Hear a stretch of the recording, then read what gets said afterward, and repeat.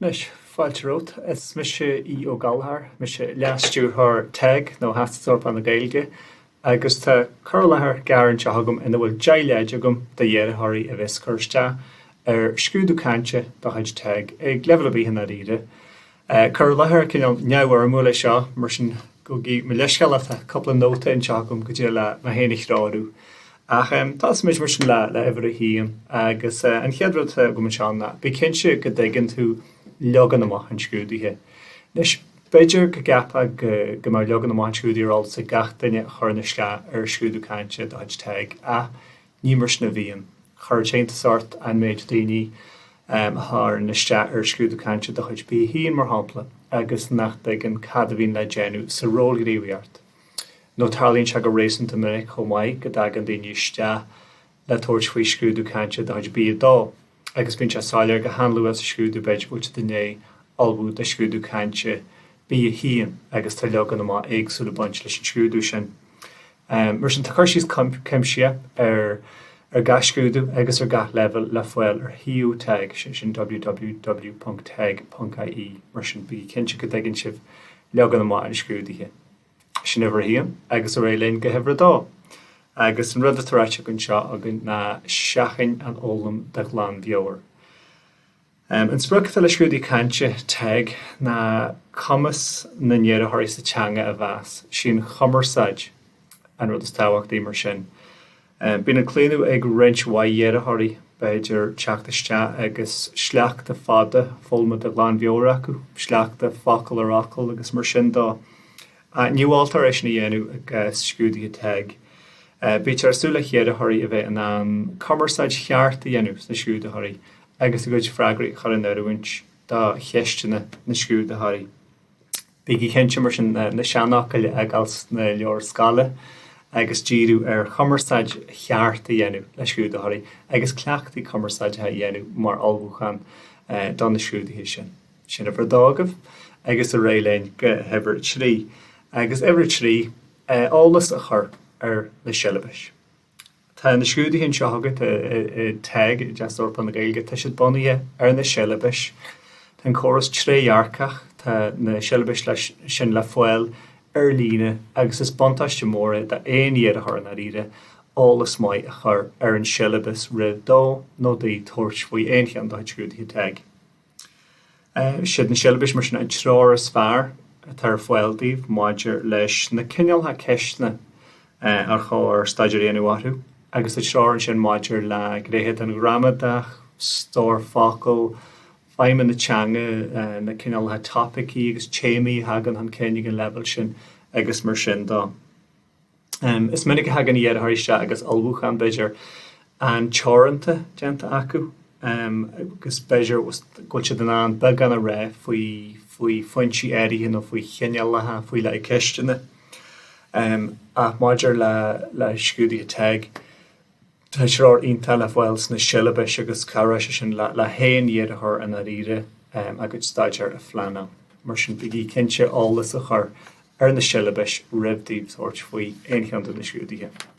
Mar rééis sin chead le an eile teagam go bhheicimiid ebre cethir. Capis eile a gceist seo tuairisc an Phríomhscrúdaitheora i léamh. Inis gach bliain fáilsíonn teag fáilsíonn an Phríomhscrúdaitheora an teag tuairisc bunaithe ar scrúdaithe na bliana sin agus fáiltí teart an sin an tuairisc sin ar thaobh teag. Nis is tí sa tuairisc sin bíon treacht ar na fhaibanna is cáitianta na fhaibanna is smó beidir a bhí le sonrú i scrúdaithe na bliana sin. Bín treacht an chomáid ar dheach leachtais agus ar grach leachtais a bhí beidir fáirlethe a measc iadthirí. Bín cóirla agus maltaí luachhuire le fáilann sin chomáid do ólamóí agus do bhaint tearaí. Maidir leis na rudí beidir a bhí heartaíanús na rudí náthheartaíanú scrúdaithe mar sin dá.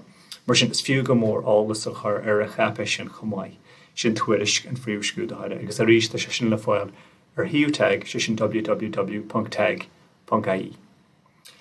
A bhfuil a chuig mar sin, Déan an tolmhúchán Cuir a réitin seo agam agus an bhéim ar an achal sin Cuir.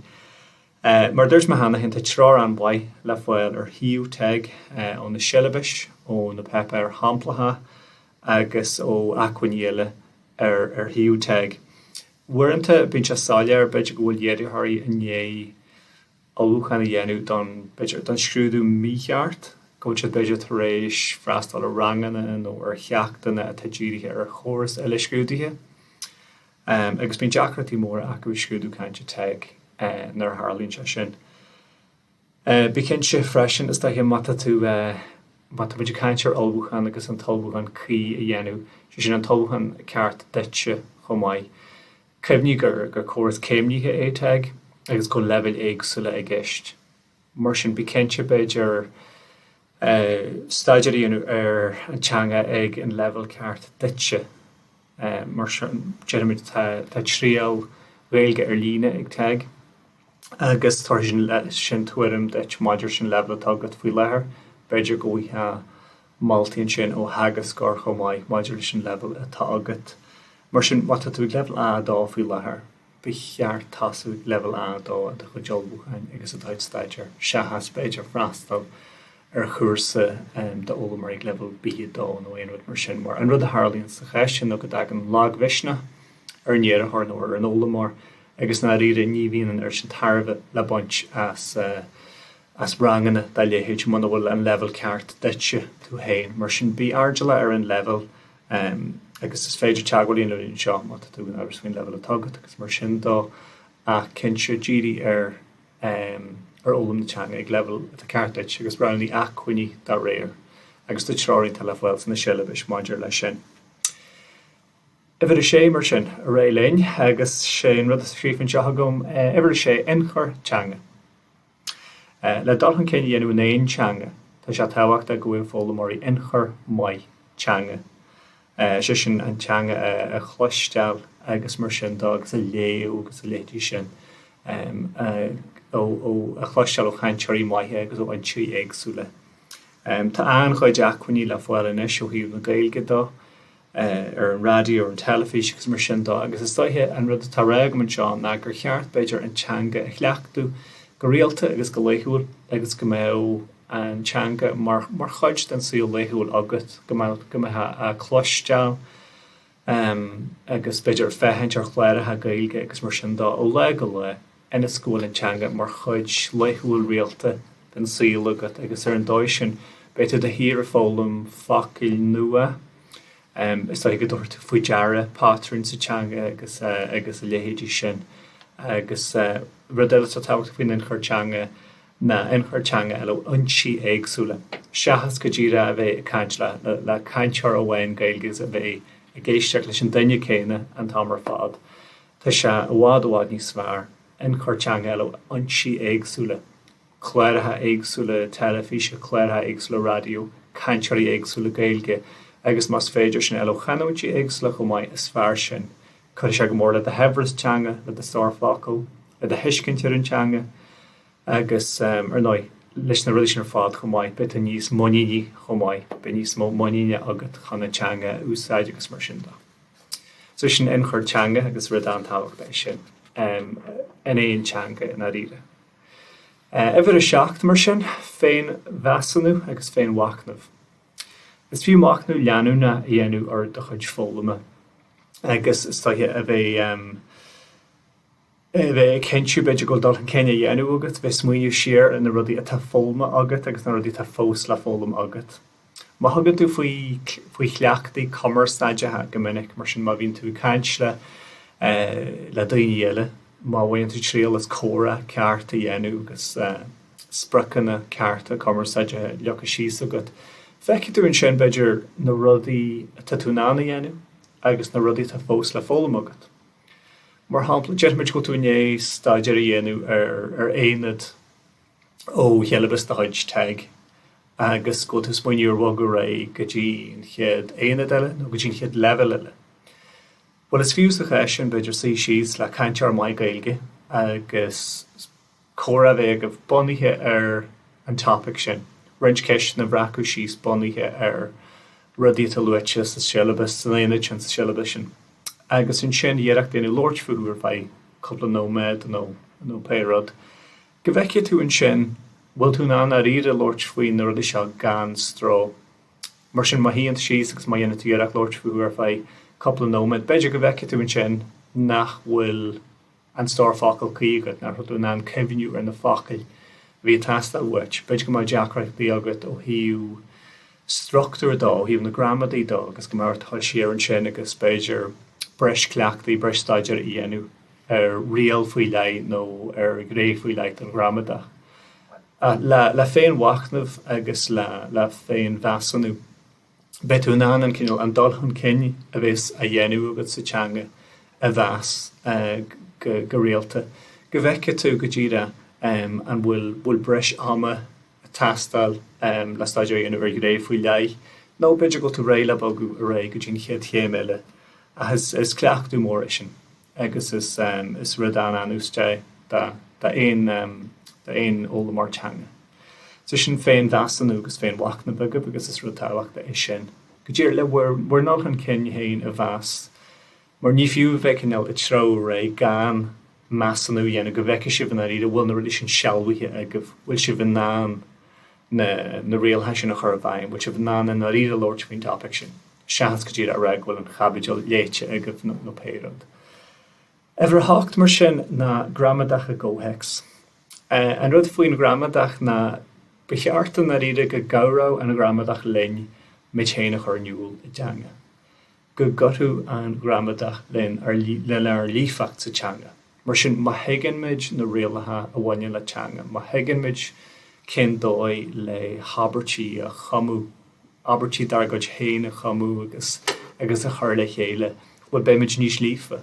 Agus nar a heigean méid constructor sin ar álas a bé méid níos muíní agus bé méid an láirt níos tapa, níos geiste do bhhar agus habertí dar go chéin a chamú. Na smuinte in ar ninsin a chur le chéile gus slachtúir agus constructathe. Mar sin ní fiú a bheith a híonn sin a fólam listaí bríochra rialta, nó neamhrialta nó péród as cóhthéacs. Becheart go an nasca gcónaí idir an Gramadach agus an chomarsaid. Mar sin má dhéanann tú staidir a rial faoi leith Gramadí, becheart go féim chomarsaideach a bhaint leis sin chomhaid. So gennéireacht a gcónaí staithe an rutar agam gennéireacht beidir abertí, gom leis ní abertí a réalathe a úsáide cóhthéacs. Abertí a chamú ina bhfuil an rial sin a léirú agus cleachtú a dhéanúir sin. So mar sin ná dearmad go cheart go an nasca gcónaí idir an Gramadach agus an chomarsaid. Ever nuí na ddíri ar an teanga hain. Nis bíonn daoine an bhuir faoi scrúdaithe agus tuige méidir fád sin. Ach níl sa scrúdú a céim amháin i d aistear mar óla mar teanga. Agus tá bhád níos mó gceist le teanga na go ddíra scrúdú amháin. Beidir go bhhaile mar sin a bheith a do bhaint ar scála nó beidir maithe se go bhhail bheith i gobbar trí Gaeilge. Becheart mar sin go maithe i cleachtú na teanga go réalta agus go léithúil. Seachas go ddíra a bheith i gcéirí strateisí agus clása ólam chun thása eile in an éon scrúdú amháin. Mar sin an teanga íste a de híl léithúil. Agus bheith is muir na sprachanna tagad go fáid tearmach. Mar sin mata tú chugas chun a bheith a do bhaint ar scála. Well, beart a bheith lífa go leor le rangan a churlathair, le smacht a chuineal ar grúpa, le rudí a bhíniú go sáilear, le comarsáid ceall fermúil agus neabharmúil a dhéanú le daltaí ag éisgrúpaí éagsúla. Agus is taithe gur cheart bheithann mar rud amlan mar sin. Na sciil na teanga a chealbhú inas go méidú ná na rudí sin a dhéanú, agus níl sa scrúdú ach céim amháin sa phróise sin. Mar smaoiní mar sin. Mar sin teall táhacht a smaoiniú ar an teanga ina thomláine, agus tíadú ar an teanga hain, seachas go ddíireach ar strateisí scrúdaithe. Cin amháine le agan sílam, ever a jai, bí a caint.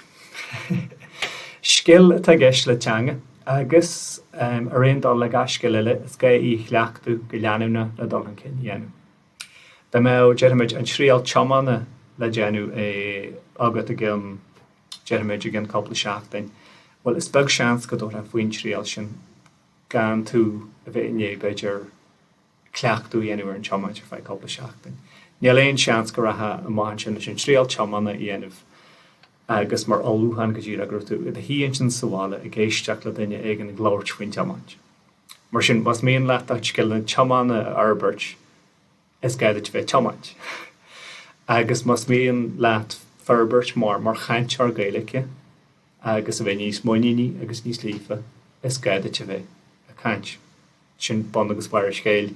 Agus le cleachtú rialta, agus le tascanna cearta commerceáidethe, déantha tú dul an céin, éire tú níos lífa, níos moiníní, agus beidir fiú go maithe sult as an teanga. Sin go bheith, sin dé leid da aon daine vis a tuairisc scrúdú cainte de chuid teag. Tá sula gom gur cabhar éigean an méid sin agus gaíam gabhar a tharaibh.